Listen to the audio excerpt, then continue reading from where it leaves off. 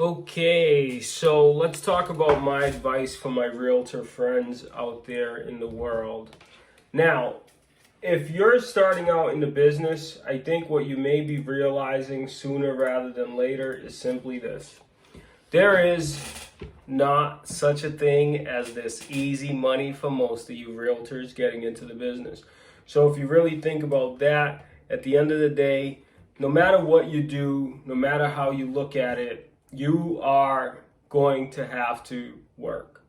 So as long as you're a realtor, you should probably be lead generating 3 to 5 hours a day, 4 to 5 days a week. And that's like going out there and getting your own business and looking for clients and talking to people and just getting out there and getting comfortable with yourself and your sales skills and just meeting people, because at the end of the day, you're going to close more business if you're out there putting in the work. And there's a great quote that I like. The harder I work, the luckier I get. The harder I work, the luckier I get. It's weird.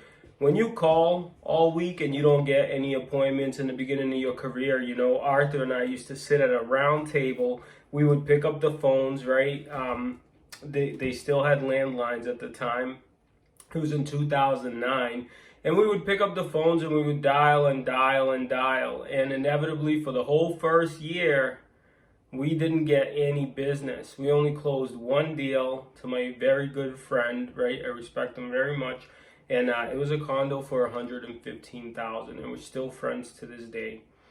However, I believe that came as a sheer, the harder you work, the luckier you get concept. Our business last year, when we closed 99 deals, right, for over 46 million, came for the harder you work, the luckier you get, the bigger it grows, the more business you can do. However, you always have to work. Even at this level in my business, I always have to work, I know we all want to grow teams and be out of it, but you'll be working on something. You'll be either working on growing a team, you'll be working on managing your team, or you'll be working on helping clients, or you'll be working on helping your team help your clients, right?